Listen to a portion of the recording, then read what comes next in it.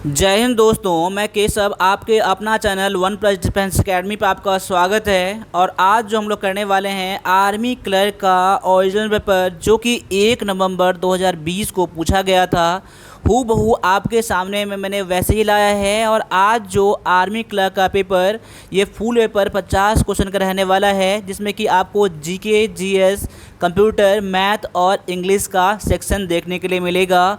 और अभी जो एग्ज़ाम आ रहा है, आपको इसको करके जाना है और देखना है कि इस क्लास में आप टोटल कितना क्वेश्चन कर पाते हैं।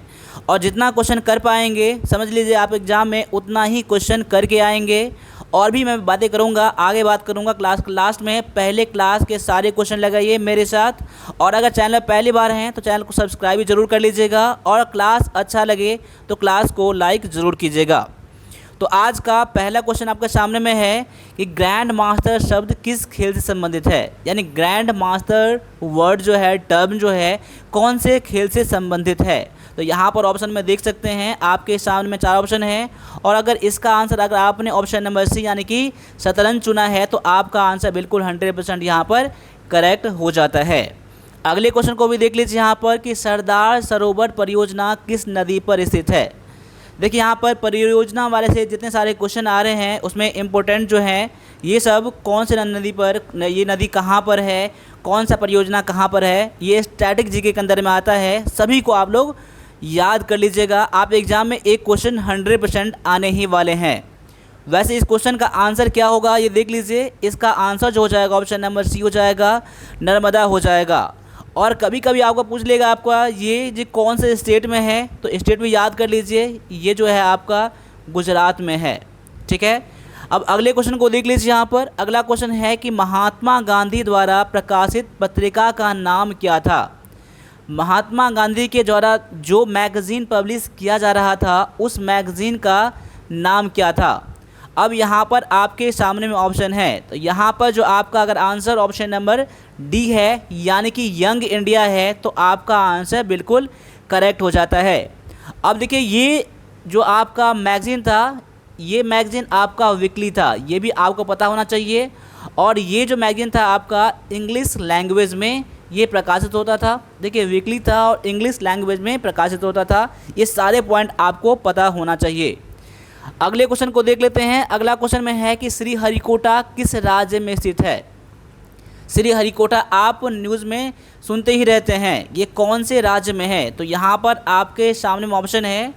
इस ऑप्शन में से अगर आपका आंसर ऑप्शन नंबर ए है, आंध्र प्रदेश, तो आपका आंसर बिल्कुल यहाँ पर करेक्ट हो जाता है।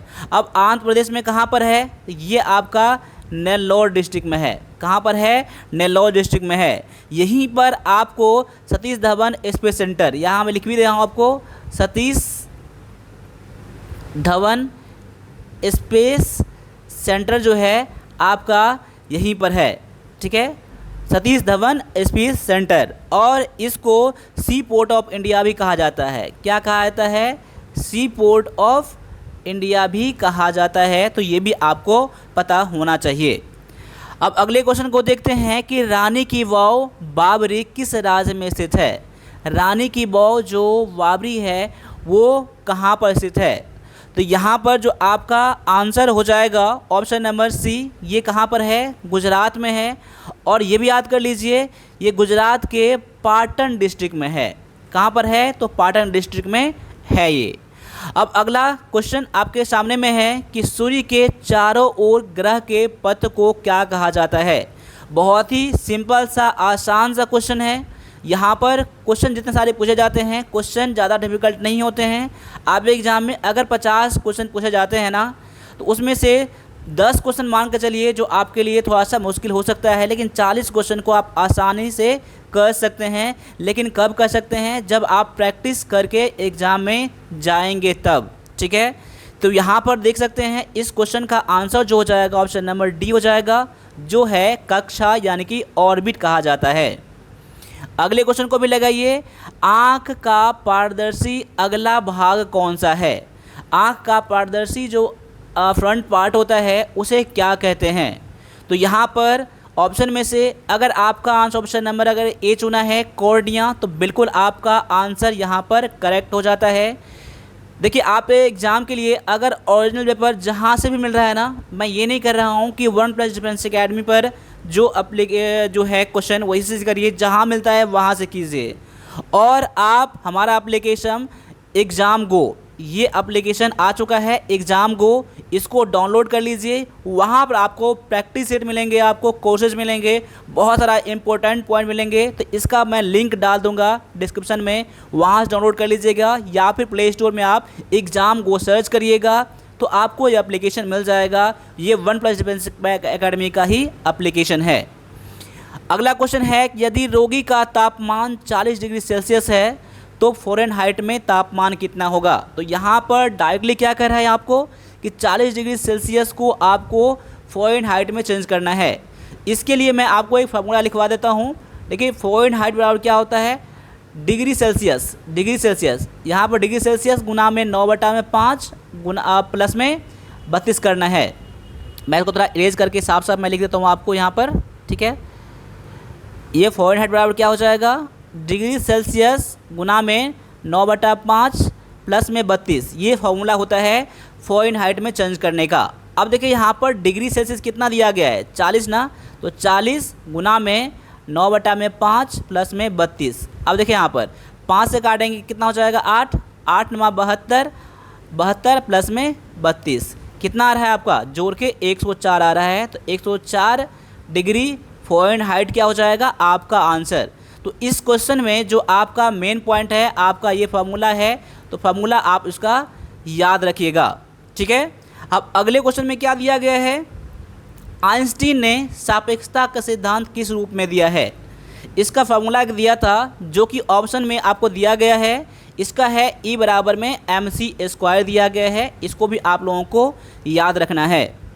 आगे दिया गया है, निम्नलिखित में से कौन सा अक्षय संसाधन नहीं है, यानी कि नॉन रिन्यूएबल एनर्जी यानी कि रिसोर्स नहीं है। यानी कि नॉन रिन्यूएबल इसे कहते हैं जो दोबारा नहीं बनाया जा सकता है, जिसको बनाने में लाखों करोड़ों साल लगते हैं, उसे हम लोग क्या कहते हैं, नॉन रिन्यूएबल एनर्जी कहते हैं, या फिर नॉन रिन्यूएबल रिसोर्स कहते हैं। अब यहाँ पर देख सकते हैं, यहाँ पर ये कभी न कभी कोयला ख़त्म हो जाएगा, ठीक है। तो इसे ही हम लोग क्या कहेंगे, नॉन रिन्यूएबल कहेंगे। और रिन्यूएबल किसे कहेंगे, सौर ऊर्जा जो कभी ख़त्म नहीं होगा, जब तक दुनिया रहेगा तो सोलर रहेगा, ठीक है। जियोथर्मल यानी कि पानी से, ठीक है। टेडल ज्वार भाटा जो होता है वो रहेगा ही रहेगा। यानी इस ऑप्शन में से जो आपका आंसर ऑप्शन नंबर ए चुना है आपने, तो बिल्कुल आपका आंसर करेक्ट हो जाता है। अगले क्वेश्चन में दिया गया है कि 500 पर 400 वर्ष के लिए 6% वार्षिक दर पर ब्याज कितना होगा। अब यहाँ पर देखिए प्रिंसिपल दिया गया है आपको 500, आपको रेट दिया गया है 6% और आपको टाइम कितना दिया गया है, 4 ईयर दिया गया है। तो यहाँ पर आपको क्या पूछ रहा है, इंटरेस्ट पूछ रहा है। तो यहाँ पर सिंपल इंटरेस्ट निकालना है आपको। इसका फॉर्मूला क्या होता है, P इंटू में R इंटू में T अपॉन में यहाँ पर 100, यानी कि प्रिंसिपल कितना है, मूलधन, और आपका रेट कितना है और समय कितना है। तो यहाँ पर सारे चीज़ दिया गया है, इसको आप लोग सॉल्व कर लीजिए, यही आपका आंसर निकाल के दे देगा। अब 0 से 0 कट जाएगा, 5 के 30, 120 क्या हो जाएगा आपका यहाँ पर आंसर हो जाएगा। आगे दिया गया है क्वेश्चन में कि दो संख्याओं का अनुपात 3:4 है, यदि प्रत्येक में 5 घटाए तो नया अनुपात इतना हो जाएगा। तो संख्याएं क्या है। आपको ऐसे क्वेश्चन बनाने के लिए पहले आपको क्वेश्चन बनाना है ना, तो मेरा वीडियो को पॉज भी कर सकते हैं आप, ठीक है। अपना आंसर मैच कर लीजिए, फिर आप मेरे वीडियो से देख लीजिए कि मैं कैसे बना रहा हूँ और क्या आंसर दे रहा हूँ। अब यहाँ पर है कि 3 एक मान लूँगा 3x, एक मान लूँगा मैं 4x। तो क्या अनुपात दिया गया है ना, इसको मैं ऐसा भी लिख सकता हूँ 3x अपॉन में 4x, ऐसा मैं लिख सकता हूँ। अब क्या कह रहा है कि दोनों संख्या में से 5 घटाया जा रहा है, तो 5 इसमें से भी कम कर दीजिए और 5 इसमें से भी कम कर दीजिए, तो आपका नया अनुपात कितना बन जाता है, 5:7। अब इसको सॉल्व कर लीजिए। अब ये ध्यान रखिएगा, पहला संख्या ये है, दूसरा संख्या ये है, ठीक है। जितना x का वैल्यू इसमें से आएगा ना, तो इसमें से पहला संख्या दूसरी संख्या निकालेंगे, यही ऑप्शन में आपके रहेंगे। अब इसको क्या कर दीजिए, क्रॉस मल्टीप्लिकेशन कर लीजिए। क्रॉस मल्टीप्लिकेशन करने के लिए आप क्या करेंगे, 7 से गुना कर लीजिए इसमें से ऊपर वाले में और 5 से नीचे वाले में। 7 से गुना करूँगा 3 में, कितना हो जाएगा, ये 21x हो जाएगा, और माइनस है तो माइनस 7 पंचे 35 ये हो जाएगा, बराबर में 5 से गुना करूँगा 4 में तो कितना हो जाएगा 20x माइनस में ये 5 पंचे 25। अब देखिए यहाँ पर x वाला को एक जगह कर लूँगा, अब ये प्लस में है इस तरफ ना, कुछ नहीं है तो प्लस है ना, इसको मैं इस तरफ लाऊंगा तो 21 में से 20 घट जाएगा ना, तो क्या बच जाएगा आपका, यानी कि x बच जाएगा इधर, और ये अभी मैं इसको इस तरफ कर रहा हूँ तो देखिए माइनस में 25 है और ये आपका माइनस में है, तो इस तरफ आएगा तो किस में आ जाएगा, ये प्लस में आ जाएगा ना, ये 25 प्लस में 35 आ जाएगा ना, यानी दोनों घट जाएगा, दोनों घट जाएगा तो 35 में 25 जाएगा, कितना हो जाएगा 10 हो जाएगा आपका। तो x बराबर में कितना हो गया 10। तो पहला संख्या आपने क्या माना था 3x माना था ना, तो 3 गुना में 10 कर लीजिए, यानी पहला संख्या हो जाएगा 30। दूसरा आपने माना था 4x माना था, तो 4 गुना में 10 कर लीजिए, x का मान रख दीजिए यानी कि 40। तो पहला संख्या हो गया 30, दूसरा संख्या 40, ये ऑप्शन नंबर डी में दिया गया है। क्वेश्चन कुछ भी नहीं था, बस आपको प्रैक्टिस करके जाना है, ऐसे ही क्वेश्चन मिलेंगे आपको, ठीक है। आगे दिया गया है कि x का 20% 400 है तो x का मान कितना है। अब मैं इसको सॉल्व करता हूँ। x का मतलब क्या होता है, गुना होता है ना, 20/100 बराबर में 400 होता है, ठीक है।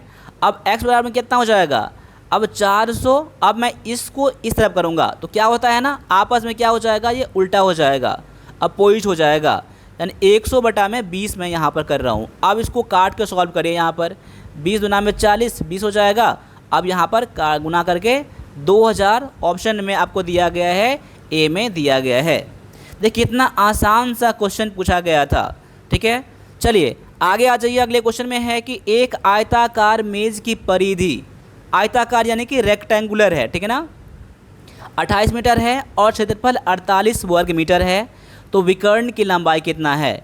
यानी देखिए आपको विकर्ण मतलब क्या होता है, इस कोने से इस कोने तक या फिर इस कोने से इस कोने तक लंबाई क्या होगा। अब दोनों विकर्ण रेक्टेंगल में, आयत में समान ही होता है, ठीक है ना। अब देखिए यहाँ पर परिधि मतलब क्या होता है, परिमाप, पैरामीटर होता है, तो यानी कि आयत का परिधि यानी कि पैरामीटर ऑफ अ रेक्टेंगल क्या होता है, 2 इंटू में लेंथ प्लस में ब्रेथ होता है। ये आपको तो कितना दिया गया है, 28 दिया गया है, ठीक है। अब 28 दिया गया है ना, पहला पॉइंट मैं क्लियर कर रहा हूँ, यानी इसको ऐसा भी कर सकता हूँ, लेंथ प्लस में ब्रेथ बराबर में 14 कर सकता हूँ। क्यों कि 2 से ये कट जाएगा, यहाँ पर 14 से कट जाएगा, यानी लेंथ प्लस में ब्रेथ आके कितना हो जाएगा 14 हो जाएगा। अब क्षेत्रफल दिया गया है, तो आयत का क्षेत्रफल क्या होता है, एरिया ऑफ ए रेक्टेंगल क्या होता है, लेंथ इंटू में ब्रेथ होता है ना, यानी कि लेंथ इंटू में ब्रेथ कितना दिया गया है आपका 48। अब बोल रहा है इसका पेरीमीटर क्या होगा, यानी कि इसका कर्ण क्या होगा, माफ़ कीजिएगा कर्ण क्या होगा, ये ना कर्ण ये होता है ना। कर्ण निकालने के लिए पहले क्या करना होगा, इस भुजा के लिए आपको लंबाई पता करना होगा, लंबाई और चौड़ाई पता करना होगा। देखिए यहाँ पर अब दो संख्या ऐसा ढूंढिए आप जिसको जोड़ने पर 14 हो जाए और गुना करने पर कितना हो जाए 48 हो जाए, तो मैं समझ जाऊंगा कि लंबाई या चौड़ाई इससे मेरा निकल जाएगा। ये मैं शॉर्टकट तरीके से मैं आपको चलने के लिए बोल रहा हूँ। अब देखिए यहाँ पर एक संख्या 8, दूसरी संख्या मैं 6 लूँगा, 8 और 6 को जोड़ूंगा तो 14 हो जाएगा, और 8 और 6 गुना करूँगा तो 48, ये गुना ही है ना, समझ में आ गया ना। तो इसको लेंथ मान लीजिए, इसको ब्रेथ मान लीजिए, या फिर इसको ब्रेथ इसको लेंथ, किसी को भी मान लीजिए, कोई दिक्कत नहीं है। अब संख्या निकल गया है एक 8, तो मैं 8 मैंने यहाँ कर दिया और 6 मैंने यहाँ कर दिया, ठीक है ना, क्लियर है।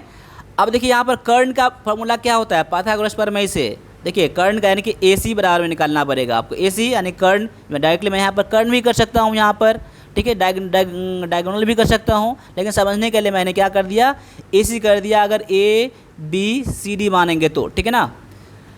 अब देखिए यहाँ पर AC बराबर क्या, रूट अंडर में ये क्या होता है, पहला भुजा की लंबाई का स्क्वायर यानी 8 का स्क्वायर प्लस में 6 का स्क्वायर। देखिए मैं उतना डीप में नहीं जा गया हूँ, आप कर्ण का फार्मूला कैसे निकालते हैं अगर आपको पता होगा तो ये बात समझ गए होंगे आप, ठीक है ना। चलिए 88 64 प्लस में 36 यानी कि रूट अंडर में कितना हो जाएगा 100 हो जाएगा। अब रूट से बाहर निकलेगा कितना हो जाएगा 10 हो जाएगा। तो ऑप्शन नंबर ये बी में दिया गया है। अब आगे आते हैं, अगला क्वेश्चन में क्या दिया गया है, यदि एक वृत्त की परिमाप, वृत्त का परिमाप यानी पैरामीटर ऑफ ए सर्कल और क्षेत्रफल समान है यानी एरिया, यानी कि पैरामीटर और एरिया क्या है इक्वल है, तो त्रिज्या कितना है यानी कि रेडियस कितना है, आपको ये पूछ रहा है। देखिए 2 पाई r क्या होता है, पैरामीटर ऑफ ए सर्कल, और एरिया क्या होता है पाई r स्क्वायर। यानी अब दोनों इक्वल है, इसलिए मैंने क्या कर दिया, दोनों को इक्वल कर दिया। तो पूछ रहा है त्रिज्या कितना है, अब कुछ नहीं करना है, इसको सॉल्व करना है। पाई से पाई कट जाएगा। अब यहाँ पर एक आर है, यहाँ पर 2 आर है, तो एक आर बच जाएगा। यानी कह सकते हैं कि आर बराबर में कितना बच गया, 2। इधर आर बच गया, इधर 2 बच गया, यानी आर बराबर क्या हो गया, 2। यानी कि 2 जो है आपका 2 यूनिट आपका यहाँ पर रेडियस निकल जाता है। मैं उम्मीद करता हूँ कि इसको आपने समझा होगा। देखिए क्या होता है ना, मेंसुरेशन में यानी कि क्षेत्रमिति में आपको क्या पता होना चाहिए, सारे फॉर्मूले पता होना चाहिए। मैं शुरू से कह रहा हूँ आपको, जब से मैं क्लास करा रहा हूँ तब से मैं कह रहा हूँ कि मेंसुरेशन यानी कि क्षेत्रमिति में आपको सारे फॉर्मूले याद करके जाना है। कई बार आप एग्जाम में फॉर्मूला ही क्वेश्चन आ जाता है। ठीक है, अब आगे आते हैं, अगले क्वेश्चन में देखते हैं क्या है कि 15, 30 और 45 का एचसीएफ क्या होगा।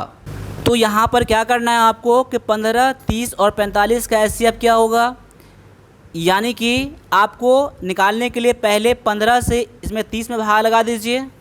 15 गुना में 30 कट जा रहा है पूरा पुराना, यानी कह सकते हैं कि 15 और 30 का एचसीएफ 15 हो जाता है। ठीक है ना, अब 15 से क्या बन जाएगा, 15 से पूरा पूरा कट गया ना, तो 15 से आप फिर से क्या है 45 में भाग लगा दीजिए। 45 में देखिए 15 या 45, यानी पूरा तरह कट गया, यानी कि आपका एचसीएफ क्या हो जाएगा, 15 हो जाएगा। वैसे इसका ऑप्शन से भी निकाल सकते थे। ठीक है ना, अब अगले क्वेश्चन को लगाइए। अगला क्वेश्चन में दिया गया है कि ऐसे 2 क्रमागत विषम धनात्मक पूर्णांक को ज्ञात करें जिसके वर्गों का योग 290 हो। अब देखिए क्रमागत मतलब क्या होता है, यानी कि आपको कंसेक्यूटिव यानी कि लगातार। ठीक है ना, धनात्मक पूर्ण, विषम यानी कि ऑड नंबर पता करना आपको। अब यहाँ पर ऑप्शन में आ जाइए, इस क्वेश्चन को ऑप्शन से बनाइए। देखिए आप इसको ऐसे बना सकते हैं, x मान के x + 1 मान के, या फिर 2x + 1 और 2x + 3 ऐसा मान के बना सकते हैं, लेकिन आपको ये लेंदी हो जाएगा। ये इतना सा सिंपल क्वेश्चन के लिए इतना लेंदी नहीं जाना है। आप देखिए दोनों ऑप्शन में दिया गया है ना, ऑप्शन से वेरीफाई कर लीजिए। यानी कि आपको यहाँ पर देना है, देखिए 11 का स्क्वायर और प्लस में 13 का स्क्वायर। अगर ये दोनों का स्क्वायर करके 290 आ जाता है ना, ठीक है, यानी कि आपका आंसर पूरी तरह से मैच कर रहा है। अगर ऐसा नहीं होगा तो मैं दूसरे ऑप्शन पे करूँगा, तीसरे ऑप्शन में करूँगा, कोई ना कोई ऑप्शन तो होगा ऐसा जो आपका मिल जाएगा। तो पहला ऑप्शन चेक करते हैं, तो 121 प्लस में 169। अब मैं दोनों को जोड़ता हूँ ना तो 290 हो जाता है। क्लियर, तो आपका 290 तो दिया गया है, तो पहला ऑप्शन से ही आपका आंसर मैच कर जाता है। क्लियर है, अगले क्वेश्चन को भी लगाइए आप लोग। आपको जहां लगे वीडियो को पॉज करना है, वीडियो को पॉज कर लीजिएगा। अब यहाँ क्वेश्चन में क्या कह रहा है कि निम्नलिखित में से सबसे छोटी भिन्न चुनें, स्मॉलेस्ट फ्रैक्शन कौन सा होगा, ये पहले देख लीजिए।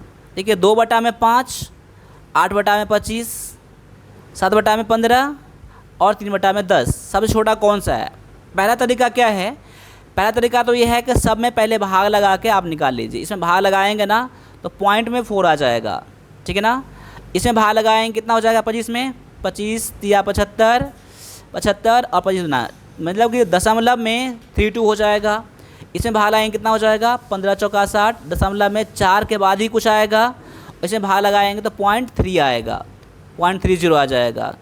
ठीक है, अब देख सकते हैं सबसे छोटा कौन सा है, तो पॉइंट के बाद 30 है ना, आप इसको ये आप चुन लीजिएगा। यानी सबसे छोटा संख्या क्या हो जाएगा, ये हो जाएगा। भाग लगा के आप चेक कर सकते हैं। और भी इसके तरीके होते हैं, इससे डिफ़िकल्ट क्वेश्चन आएगा तो मैं बताऊंगा। मैं थोड़ा सा इसका हिंट बता देता हूं, जैसे कि 2/5 और एक ले लेता हूं, मैं 3/10 ले लेता हूं समझाने के लिए। अब देखिए दोनों में बड़ा कौन, दोनों में छोटा कौन सा है। देखिए पहले क्या करना है, 10 गुना में 20 क्रॉस मल्टीप्लिकेशन करूँगा, ये कितना हो जाएगा 5 या 15। दोनों में छोटा कौन सा है 15 ना, यानी कि इन दोनों में छोटा ये, इन दोनों में छोटा कौन सा हो जाएगा, ये हो जाएगा, क्योंकि 15 लास्ट में आया यहाँ पर इस तरह वाला में। अगर छोटा ये आता, छोटा ये हो जाता। ये तरीके होते हैं, लेकिन मैं आपको ये अभी समझाऊंगा नहीं, थोड़ा सा कंफ्यूज हो जाएंगे आप लोग। बाद बाकी इसमें भाग लगा के मैंने निकाल दिया डिवाइड करके।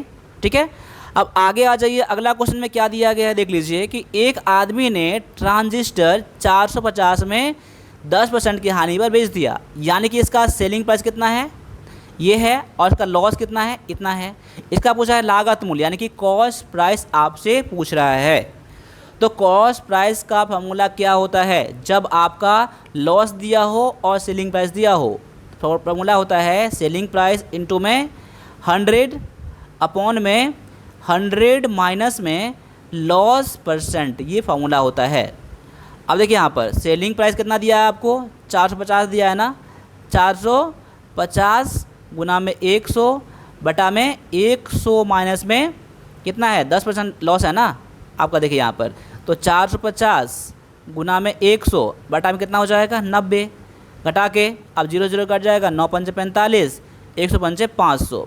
500 क्या हो जाएगा इसका? कॉस्ट प्राइस मैंने निकाल लिया, जो कि ऑप्शन नंबर आपका ए में दिया गया है।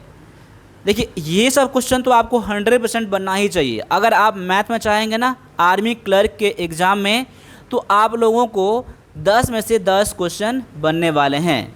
ठीक है, बस आपको प्रैक्टिस करके जाना है। और हमारा अगर पेड कोर्स लेना चाहते हैं ना, तो एग्ज़ाम गो एप्लीकेशन है, ठीक है ना, प्ले स्टोर में, वहाँ जाइए और वहाँ से आप क्लास को ज्वाइन कर लीजिए। अगर आपको टेस्ट लगाने हैं तो टेस्ट भी वहीं पर मिल जाएगा, और भी जो कुछ क्वेरी है आप मुझे इस पर व्हाट्सएप भी कर सकते हैं। देखिए इस क्वेश्चन में क्या कह रहा है? रमन ने परीक्षा में 456 अंक प्राप्त किए, सीता ने 54% अंक प्राप्त किए, जो रमन से 24 अंक कम था। देखिए 54% प्राप्त किया है, लेकिन 456 अंक से कितना? 24 अंक कम है। किसका? तो सीता का। यानी कह सकता हूँ मैं कि सीता का मार्क कितना है? देखिए 54% है ना, यानी कि 54% बराबर में कितना है? 456 माइनस में 24, इससे तो कम है ना। तो बोल रहा है कि न्यूनतम उत्तीर्णक अंक 34% है, तो रमन ने, देखिए पास करने के लिए 34% अंक ही चाहिए, तो रमन ने न्यूनतम से कितने अधिक अंक प्राप्त किया? यानी 34% से कितना अधिक मार्क प्राप्त किया। देख क्वेश्चन कितना आसानी से बन जाएगा। अब ये तो बात समझ में आ गया ना कि सीता ने 54% अंक प्राप्त किया था, जो कि रमन से इतना कम था ना। यानी कह सकता हूँ मैं कि 54% बराबर में कितना हो जाएगा? यानी कि घटाऊंगा तो कितना हो जाएगा? ये 2 हो जाएगा, ये 3 हो जाएगा, ये 4 हो जाएगा। 432 मार्क है। यानी 54% बराबर में 432 मार्क, तो यानी कि 34% बराबर निकालूंगा। 34 में क्यों निकाल रहा हूँ? क्योंकि इसका उत्तीर्णक मार्क निकाल रहा हूँ ना, कम से कम मार्क निकाल रहा हूँ ना, ये क्वेश्चन मार्क। तो क्वेश्चन मार्क बराबर में क्या कर सकता हूँ मैं कि 432 गुना में 34 बटा में 54। देखिए इसको इन दोनों को हम क्रॉस मल्टीप्लिकेशन कर देते हैं, ठीक है ना, बटे में ये कर देते हैं, ठीक है। अब इसको सॉल्व करिए आप लोग। देखिए 9 से कट रहा है, 9 6 54, और 9 से कट 9 चौका 36, 9 8 48, 6 8 48, 8 हो जाएगा। अब इसको 8 चौका 32, 8 3 24, 3 27, यानी कि 272। यानी कि 34% बराबर में क्या हो जाएगा? 272 मार्क हो जाएगा। तो रमन ने कितना अधिक प्राप्त किया? देखिए रमन का मार्क कितना अधिक प्राप्त है, यानी 456 उसने पाया था, लेकिन पास करने के लिए 272 मार्क ही था। 272 मार्क में घटा दूंगा मैं यहाँ पर, यानी क्या घटा के हो जाएगा 4, ये हो जाएगा 8, ठीक है, और ये हो जाएगा आपका 1। यानी कि 184 मार्क अधिक लाया था। किसने? रमन ने लाया था। देखिए क्वेश्चन आसानी से बन गया यहाँ पर। बस इसमें क्या है ना, थोड़ा सा प्रैक्टिस करके सोचना पड़ेगा। आपको ऐसा क्वेश्चन नहीं बन रहा है तो क्वेश्चन में ही आंसर है, बस आपको थोड़ा सा प्रैक्टिस करना है समझने के लिए, ठीक है। अब आगे आते हैं। अगला क्वेश्चन में है कि कंप्यूटर में मोडेम का पूरा नाम क्या है? मोडेम का फुल फॉर्म क्या है? तो यहाँ पर ऑप्शन में देख लीजिए। तो यहाँ पर मैं इसका आंसर बता रहा हूँ और आप इसका आंसर अपने से चेक कर लीजिएगा, ठीक है। और अगर कंप्यूटर में डर लगता है ना, 5 का 5 क्वेश्चन बनाने के लिए हमारे पास PDF है कंप्यूटर का, उसे पढ़ लीजिएगा, ठीक है। आपके 5 के 5 मार्क आने के चांसेस आप एग्ज़ाम में हो जाएंगे। ये लेने के लिए आप मुझे इस पर व्हाट्सएप भी कर सकते हैं, या फिर एग्ज़ाम गो का एप्लीकेशन है वो डाउनलोड कर लीजिए प्ले स्टोर से। तो इसका आंसर है ऑप्शन नंबर आपका डी, मॉड्यूलेटर। डी मॉड्यूलेटर आपका यहाँ पर करेक्ट आंसर है। आगे है कि माइक्रोसॉफ्ट विंडोज़ 1 क्या है? माइक्रोसॉफ्ट विंडोज़ क्या है? तो यहाँ पर देख सकते हैं ऑप्शन में से, इसका मैं डायरेक्टली आंसर बता रहा हूँ, बस आप लोगों को चेक करना है। GUI है ये, यानी कहीं कहीं पर इसका फुल फॉर्म दे दिया जाता है, वो भी आपको पता होना चाहिए। इसका होता है ग्राफिकल यूजर इंटरफेस, ठीक है ना, ये इसका फुल फॉर्म होता है। तो ये माइक्रोसॉफ्ट विंडोज़ होता है। अगला क्वेश्चन है कि कंप्यूटर की सहायता से सीखने के लोकप्रिय तरीके को क्या कहते हैं। तो कंप्यूटर की सहायता से कुछ सीख रहे हैं, जैसे अभी आप क्लास कर रहे हैं या कुछ सीख रहे हैं ना, उसे क्या कहा जाता है। तो यहाँ पर ऑप्शन में दिया गया है, इस ऑप्शन में से अगर आपका आंसर ऑप्शन नंबर ए है यानी ई लर्निंग है तो बिल्कुल आपका आंसर करेक्ट हो जाता है। अगले क्वेश्चन में है कि एमएस वर्ड में आरटीएफ का पूर्ण रूप क्या है, यानी आरटीएफ का फुल फॉर्म क्या है। तो आरटीएफ का जो फुल फॉर्म होता है ये होता है रिच टेक्स्ट फॉर्मेट होता है। ऑप्शन नंबर आपका बी जो है बिल्कुल करेक्ट हो जाता है। आगे है कि किसके माध्यम से उपयोगकर्ता फाइल के प्रकार की पहचान कर सकता है, किस माध्यम से। तो यानी कि ऑप्शन में दिया गया है तो किससे पहचानेंगे कि कौन सा फाइल किस टाइप का है, ठीक है। तो यहाँ ऑप्शन नंबर अगर बी चुना आपने ना, फाइल एक्सटेंशन से, तो बिल्कुल आपका आंसर करेक्ट हो जाता है। अब यहाँ पर 25 क्वेश्चन मैंने ख़त्म कर दिया है। अब जो आपके आने वाले हैं 25 क्वेश्चन इंग्लिश के आने वाले हैं। तो इंग्लिश का वेटेज बहुत ज़्यादा है, ठीक है। तो इंग्लिश पर आपको बहुत ही फोकस करके चलना है। इंग्लिश में बहुत कुछ नहीं पढ़ना है, इंग्लिश में जितना पढ़ना है कॉमन उतना ही आएगा, उतना ही पढ़ना है। देखिए पढ़ने के लिए अच्छे अच्छे आपको टीचर मिल जाएंगे, ये मैं मानता हूँ, मेरे से कहीं बेहतर मिल जाएंगे। लेकिन मैं स्पेशल आर्मी क्लर्क का इंग्लिश अभी करा रहा हूँ, इसका मतलब ये है कि आपको जो पढ़ाई यहाँ मिलेगा, स्टडी मिलेगा, बिल्कुल आपका सटीक मिलने वाला है। कम से कम टाइम में आपका जो होता है ना, जैसे अर्जुन का जो तीर लगता है बस आँख पर ध्यान रहता है ना, वैसा क्लास मिलने वाला आपको। तो हमारा आप क्लास भी ज्वाइन कर सकते हैं, ठीक है। बस आपको एग्ज़ाम गो का एप्लीकेशन आपको डाउनलोड करना है, वहाँ पर डिफेंस में जाना है और वहाँ से आप लोग हमारा क्लास को ज्वाइन कर सकते हैं। और भी कोई दिक्कत है आप उस पर मुझे व्हाट्सएप भी कर लीजिएगा। अब देखिए यहाँ पर अभी मैं पैसेज को मैं क्लियर नहीं करूँगा, नहीं तो क्लास बहुत ही लेंदी हो जाएगा। अभी आप स्क्रीनशॉट ले लीजिए, अलग से मैं एप्लीकेशन पर इसको करवाऊँगा, तो वहाँ पर जाइए एप्लीकेशन पर और क्लास को ज्वाइन कीजिए, ठीक है। यहाँ पर बस स्क्रीनशॉट लेके सारे क्वेश्चन को आप लोग और अपना आंसर को मैच कीजिएगा, ठीक है। दूसरा पैसेज भी ये क्वेश्चन में आया था, ठीक है, बहुत अच्छा सा पैसेज है, तो यहाँ पर इसको भी कीजिएगा आप लोग। अब यहाँ पर क्वेश्चन आता है फिल इन द ब्लैंक्स का, ठीक है, fill in the blanks with the appropriate option. देखिए यहाँ पर इस ऑप्शन में क्या आएगा, I met friends in the train. अब देखिए यहाँ पर जो है कौन सा आर्टिकल लेगा, अगर नहीं लेगा तो नन ऑफ दीज आप चुन लीजिएगा। मैं एक दोस्त से मिला ट्रेन में, अब कौन सा दोस्त है यहाँ पर क्लियर नहीं है, बस एक दोस्त से मिला, क्लियर नहीं है ना। जब अनिश्चित हो, ठीक है ना, जब डेफिनेट नहीं हो, इनडेफिनेट हो, तो वहाँ पर इनडेफिनेट आर्टिकल लगाएंगे। यहाँ पर सिंगुलर है तो सिंगुलर आर्टिकल के लिए आपको यहाँ पर ए का यूज़ करना है, तो ए आपका ऑप्शन नंबर भी करेक्ट हो जाता है। अब अगले क्वेश्चन को भी देख लीजिए, इसमें क्या आएगा कि I first saw the Himalayas years ago. मैंने 1 साल पहले हिमालय को देखा। यहाँ पर 1 साल पहले है ना, तो यहाँ पर ए ही आएगा, ऑप्शन नंबर आपका सी में दिया गया है। अब आगे आ जाइए, अगला क्वेश्चन में है कि do you know the name of artist who painted the portrait, यानी इस पिक्चर को, पोर्ट्रेट को किसने पेंट किया है, क्या आप उनका नाम जानते हैं। तो यहाँ पर क्या आ जाएगा, आपका आंसर द आ जाएगा। अब द क्यों आ जाएगा ये भी समझ लीजिए, क्योंकि कोई ना कोई ऐसा प्रॉपर डेफिनेट कोई आपका आर्टिस्ट होगा, मैं उसी के बारे में बात कर रहा हूँ जिसने पेंट किया है इस पोर्ट्रेट को, इसलिए यहाँ पर प्रॉपर हो जाता है, स्पेसिफिक हो जाता है, इसलिए आपको द लगाना है, डेफिनेट लगाना है। मैं उम्मीद करता हूँ कि इसको भी आपने समझ लिया होगा और पता होगा तो कर भी लिया होगा। अगले क्वेश्चन में क्या है कि आपको अरेंज करना है ये सारे वर्ड्स को। देखिए अलग अलग टाइप के क्वेश्चन पूछे जाते हैं यहाँ पर, कई बार आपको PQRS के फॉर्मेट में दे देगा, PQRS के फॉर्मेट देगा, आपको सारा अरेंज करना पड़ेगा। यहाँ पर अलग अलग वर्ड में है जी, अलग अलग वर्ड है ना, तो मैं समझता हूँ कि इससे आपको आसानी हो जाता है, बस आपको थोड़ा सा ध्यान देके समझना है। आप वीडियो को पॉज भी कर सकते हैं कुछ टाइम के लिए, अभी प्रैक्टिस कर रहे हैं तो।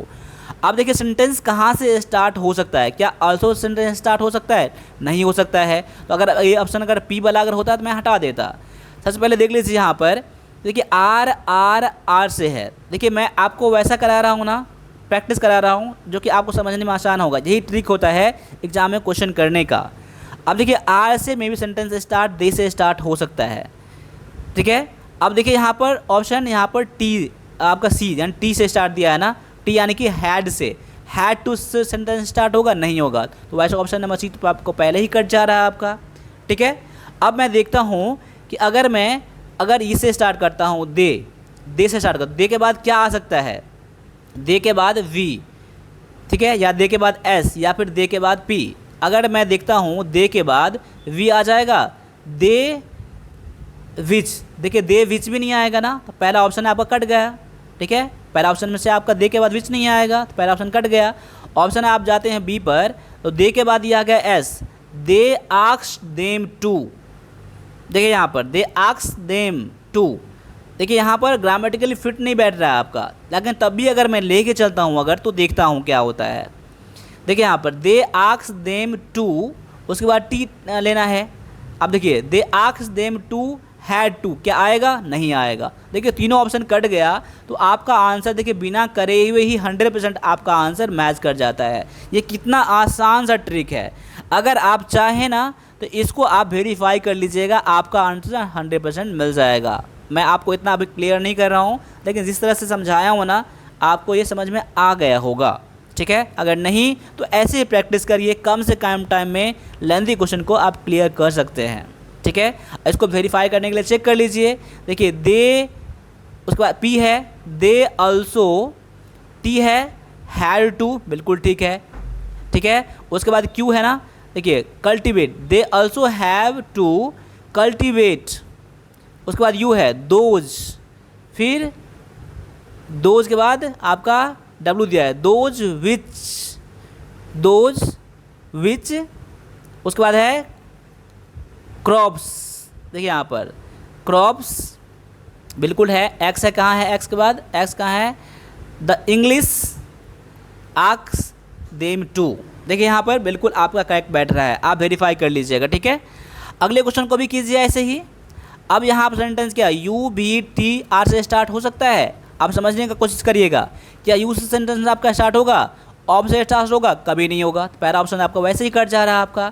क्या वी से स्टार्ट होगा, तो वी में क्या दिया गया है आपका इन से भी स्टार्ट नहीं होगा, तो ऑप्शन 2 भी कट गया आपका। बच गया आपका टी और बच गया आर, तो क्या आपका टी से स्टार्ट होगा, मे से स्टार्ट हो सकता है।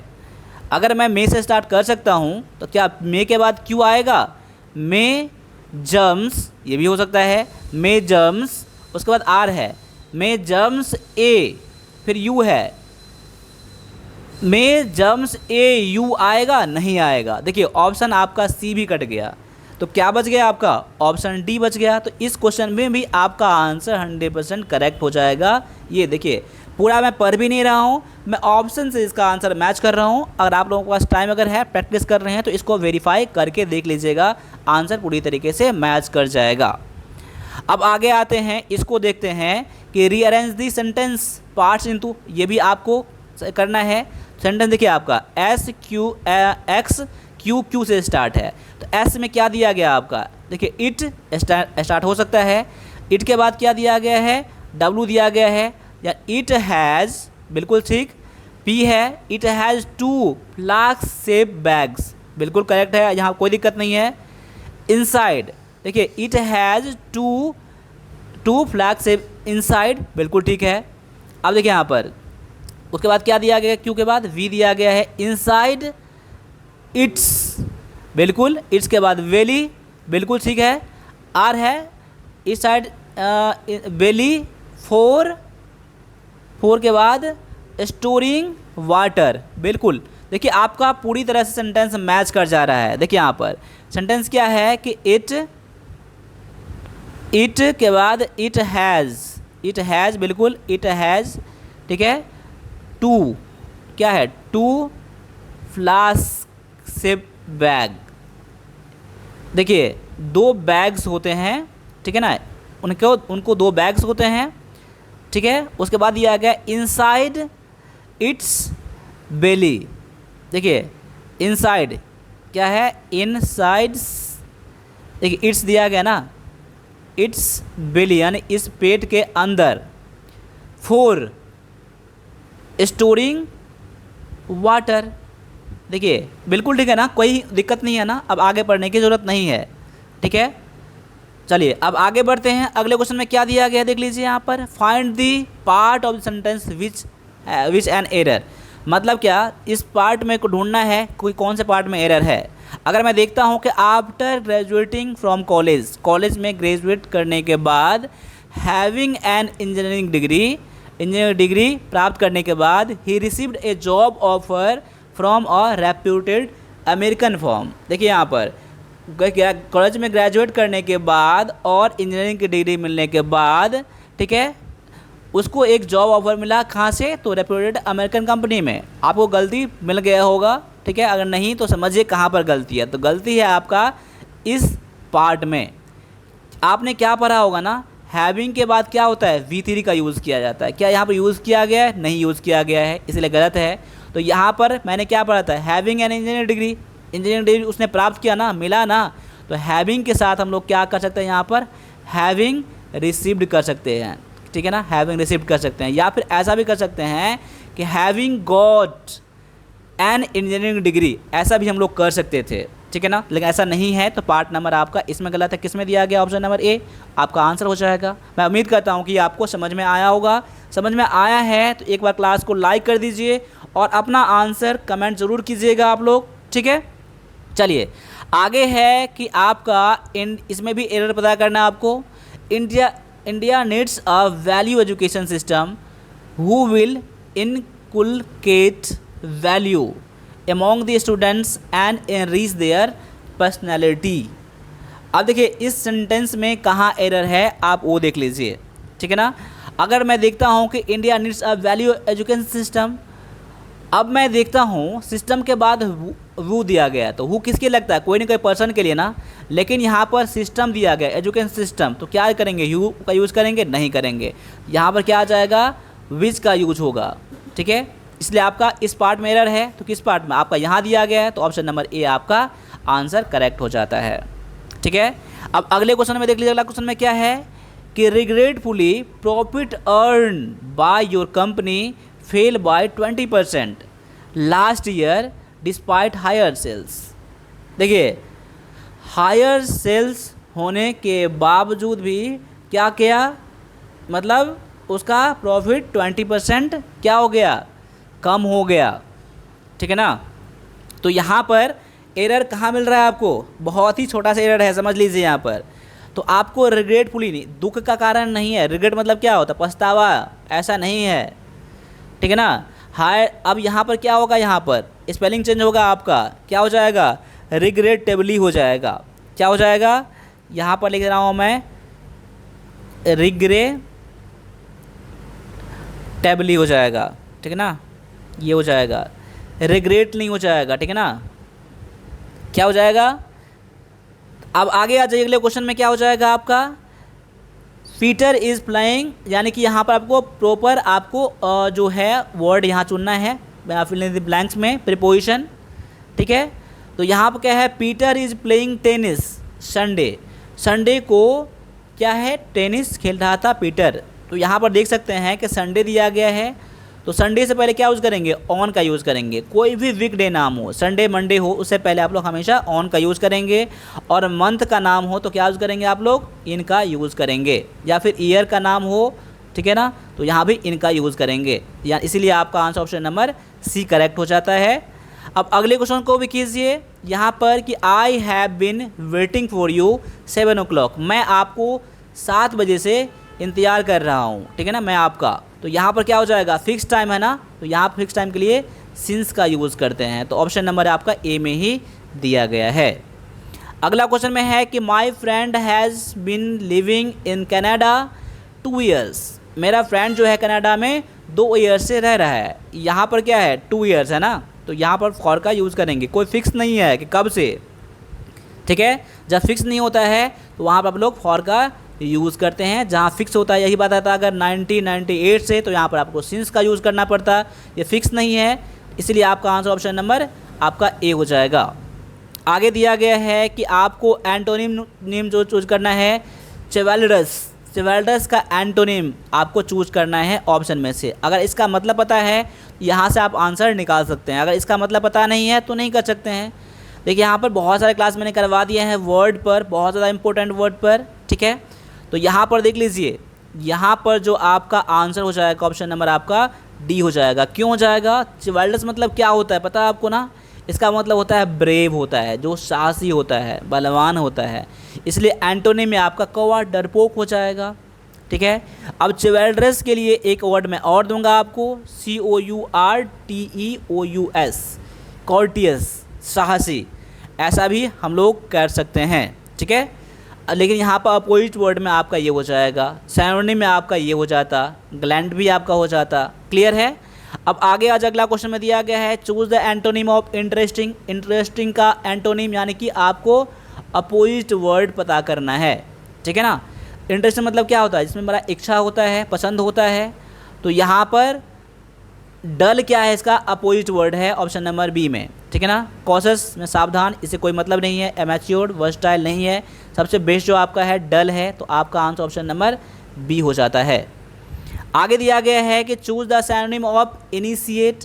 इनिशिएट का सैनोनिम यानी कि सेम मीनिंग ढूंढना है, सेम मीनिंग ढूंढना है आपका इसका, ठीक है ना। तो यहाँ पर देख लीजिए आपका इनिशिएट का बिगिन, इनिशिएट मतलब शुरू करना, स्टार्ट करना, ठीक है, और बिगिन करना। बिल्कुल आपका आंसर ऑप्शन नंबर क्या है? बी है, करेक्ट। अभी मैंने 50 क्वेश्चन करवाए हैं, 50 क्वेश्चन में से कितना क्वेश्चन आपका राइट हुआ है तो आप मुझे कमेंट करके ज़रूर बताइएगा। साथ साथ में आप लोग कमेंट करके बताइए कि कौन से CTC क्लास को देख रहे हैं, और क्लास अच्छा लगा हो तो लाइक ज़रूर करिएगा, मैं समझ जाऊंगा क्लास आपको अच्छा लगा है। और चैनल पर पहली बार हैं, चैनल को सब्सक्राइब भी कीजिएगा, और एग्ज़ाम गो का एप्लीकेशन भी डाउनलोड करिएगा, ठीक है, प्ले स्टोर से। इसका लिंक भी मैं डाल दूंगा डिस्क्रिप्शन में। और भी कोई प्रॉब्लम अगर हो आपको क्लास से रिलेटेड, कोर्स से रिलेटेड, तो आप मुझे इस पर व्हाट्सएप भी कर सकते हैं। मिलते हैं अगले क्लास में, तब तक सभी से फिर से जय हिंद, जय भारत।